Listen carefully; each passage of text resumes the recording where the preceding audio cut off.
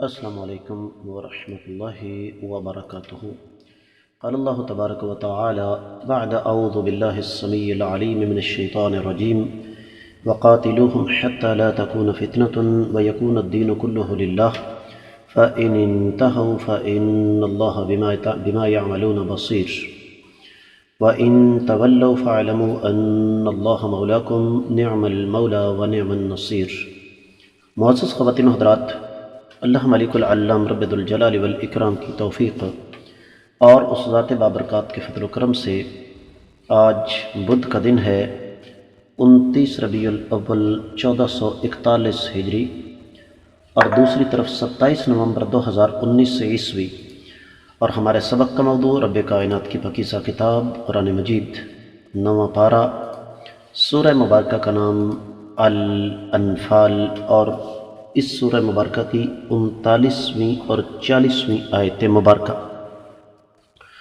دونوں آیات مبارکات کا مضمون اور سیاق چونکہ ایک ہے، اس لیے میں دونوں کو اکٹھا پڑھ رہا ہوں۔ ہماری کوشش ہوگی کہ آج کے سبق میں ان دونوں آیات مبارکات کو مکمل کر لیا جائے، لیکن اگر ایسا نہ ہو سکا تو آج ہم تفسیر ابن کثیر تک محدود رہیں گے، اور اس کے بعد انشاءاللہ کل پھر دیگر کتب تفسیر کی روشنی میں ان دونوں آیات مبارکات کا ہم جائزہ لیں گے۔ رب کائنات ارشاد فرماتے ہیں وَقَاتِلُوهُمْ، اور تم ان بدبختوں کے خلاف لڑو، حتیٰ یہاں تک کہ لا تکونا نہ رہے فتنۃ فساد، وَيَكُونُ اور ہو جائے الدین دین کلہ سارے کا سارا للہ اللہ کے لیے، فَإِنِ انتہوا پس اگر یہ باز آ جائیں، فَإِنَّ اللَّهَ پس بے شک اللہ رب العزت، بما یعملون جو یہ عمل کرتے ہیں، بصیر اسے دیکھنے والے ہیں، وَإِن تولوا پس اگر یہ روگردانی کریں، فَاعْلَمُوا تو اس بات کو اچھی طرح جان لو، ان اللہ بلا شبہ اللہ رب العزت مولاکم وہ تمہارے حمایتی ہیں، نعم المولا بہترین حمایتی ہیں، ونعم النصیر اور بہترین مددگار ہیں۔ لفظی ترجمہ آپ نے سنا ہے، بامحاورہ ترجمہ سماعت فرمائیے گا۔ اللہ مالک العلام رب ذوالجلال والاکرام ارشاد فرماتے ہیں کہ ان ظالموں کے خلاف اس وقت تک لڑتے رہو جب تک فساد باقی نہ رہے، فتنہ باقی نہ رہے، اور دین سارے کا سارا اللہ ملک العلام رب ذوالجلال والاکرام کے لیے ہو جائے، اور اگر یہ باز آ جائیں تو اللہ تعالیٰ ان کے کاموں کو اچھی طرح دیکھ رہے ہیں،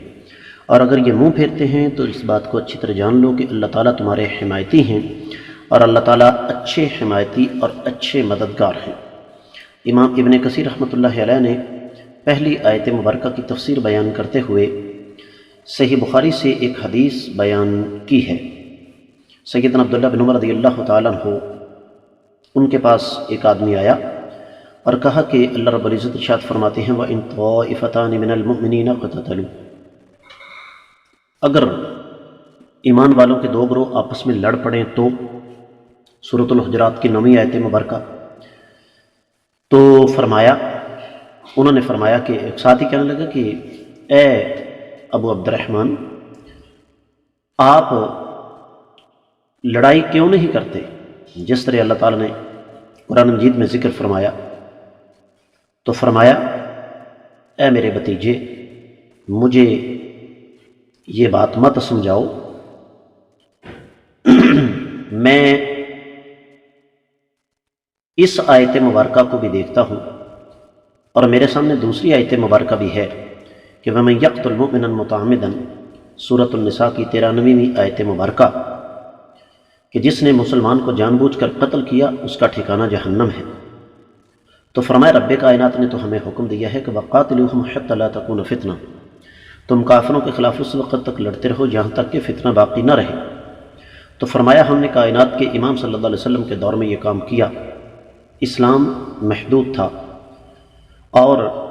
ہر آدمی کو دین کے بارے میں خطرہ تھا کہ وہ فتنے کا شکار نہ ہو جائے۔ کافر یا تو ہمارے خلاف لڑتے تھے یا مسلمانوں کو قید کرتے تھے، یہاں تک کہ اسلام پھیل گیا اور پھر فتنہ باقی نہ رہا، اور جب یہ سلسلہ بنا تو اللہ تعالیٰ کا ہم پر فضل و کرم تھا۔ تو اس آدمی نے پھر کہا کہ آپ سیدنا علی اور سیدنا عثمان کے بارے میں کیا کہیں گے؟ کہنے لگے سنو، سیدنا عثمان کو رب کائنات نے جنت کا وارث بنایا ہے، اور جہاں تک سیدنا علی رضی اللہ تعالیٰ عنہ کا تعلق ہے، وہ نبی علیہ الصلوۃ والسلام کے چچا زاد بھائی اور آپ علیہ الصلوۃ والسلام کی بیٹی کے شوہر ہیں، لہذا ان کے بارے میں ہمیں اپنی زبانیں نہیں کھولنی چاہیے۔ اسی طریقے سے ایک اور روایت میں ہے کہ سیدنا عبداللہ بن عمر رضی اللہ تعالیٰ عنہ سے سوال کیا گیا کہ جہاد و قتال میں آپ فتنے کے بارے میں کیا کہیں گے؟ تو فرمایا نبی علیہ الصلوۃ والسلام کافروں کے خلاف لڑتے تھے، اور کافروں کا وجود ہی فتنہ تھا۔ یہ صحیح بخاری میں موجود ہے۔ پھر اسی طریقے سے ابن کثیر رحمۃ اللہ علیہ اس حوالے سے اور بھی کافی ساری روایات لے کر آئے ہیں۔ لوگوں نے سیدنا عبداللہ بن عمر رضی اللہ تعالیٰ عنہ سے پوچھا سیدنا عبداللہ بن زبیر کے دور میں جو فتنہ تھا اس کے بارے میں آپ کیا کہیں گے؟ تو فرمایا میرے اللہ نے مجھ کو یہ اس بات کی اجازت نہیں دی کہ میں اپنے مسلمان بھائی کا خون اپنے لیے حلال قرار دوں۔ تو یہ انشاءاللہ تفصیلی تذکرہ جب ہم دیگر کتب تفاسیر کی کتابیں پڑھیں گے تو اس وقت آئے گا۔ پھر اسی طریقے سے 2-3-4 واقعات امام ابن کثیر رحمۃ اللہ علیہ نے سیدنا عبداللہ بن عمر کے اسی قسم کے پیش کیے، اور ان کا خلاصہ یہ ہے کہ صحابہ کرام کا منہج یہ تھا کہ جو آدمی لا الہ الا اللہ کہتا ہے ہم اس کے خلاف کبھی نہیں لڑیں گے، اور یہ جو ہے نا لڑتے رہو یہاں تک کہ فتنہ باقی نہ رہے، اس کا حکم کافروں کے لیے ہے۔ سیدنا عبداللہ بن عباس فرماتے ہیں کہ اس سے مراد شرک کا فتنہ ہے، اور دین سارے کا سارا اللہ کے لیے ہو جائے، اس سے مراد یہ ہے کہ اللہ تعالیٰ کی زمین پر توحید کا پرچم جو ہے وہ لہرا جائے۔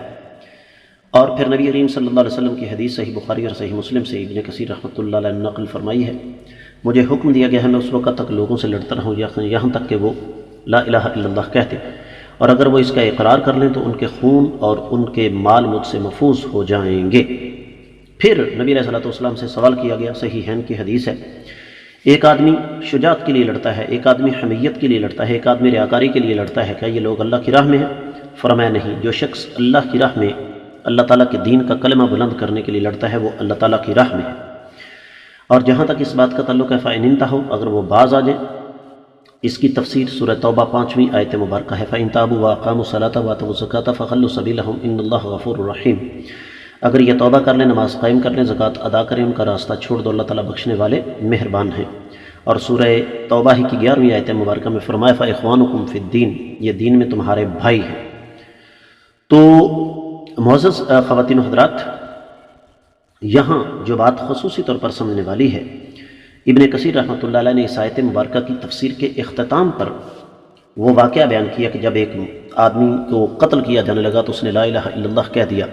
تو صحابہ نے اس کو قتل کر دیا، تو نبی علیہ الصلوۃ والسلام نے اس پر بڑی شدت اور سختی فرمائی۔ تو ابن کثیر رحمۃ اللہ علیہ ہمیں یہاں سمجھانا یہ چاہتے ہیں اس آیت مبارکہ کی روشنی میں کہ ہمیں اپنے مسلمان کلمہ گو بھائیوں پر تلوار نہیں اٹھانی چاہیے۔ جہاں تک اس بات کا تعلق ہے وَإِن تَوَلَّوْا فَاعْلَمُوا أَنَّ اللَّهَ مَوْلَاكُمْ نِعْمَ الْمَوْلَىٰ وَنِعْمَ النَّصِيرُ، اس حوالے سے ابن کثیر رحمۃ اللہ علیہ نے جو کچھ بیان کیا ہے اس کا خلاصہ میں آپ کے سامنے انتہائی مختصر الفاظ میں رکھنا چاہتا ہوں کہ بنیادی بات یہ ہے کہ اللہ تعالیٰ یہاں سمجھانا یہ چاہتے ہیں کہ اگر یہ دوبارہ پلٹ کر تم پر حملہ آور ہونے کی کوشش کرتے ہیں، کفر کی طرف لوٹتے ہیں، تو تمہیں گھبرانے کی، دل چھوٹا کرنے کی یا پریشان ہونے کی ضرورت نہیں۔ یہ کائنات کا سسٹم ہے، کائنات کا نظام ہے، لوگوں کے نظریات، لوگوں کی سوچیں، لوگوں کے افکار تبدیل ہوتے رہتے ہیں۔ تم لوگ انسانوں پر انحصار نہیں کر رہے ہو، تمہارا انحصار اللہ ملک العلم رب الجلال والاکرام کی ذات پر ہے۔ لہذا اگر یہ لوگ باز نہیں آتے، دوبارہ پلٹ کر کفر کی طرف چلے جاتے ہیں، اسلام لانے کے بعد منافقت کرتے ہیں، یا اسلام لانے کے بعد کفر کی طرف جاتے ہیں، تو پھر تمہیں گھبرانے کی یا پریشان ہونے کی ضرورت نہیں ہے۔ تو تفسیر ابن کثیر تک ان دونوں آیات مبارکات کی مختصر تفسیر مکمل ہوتی ہے۔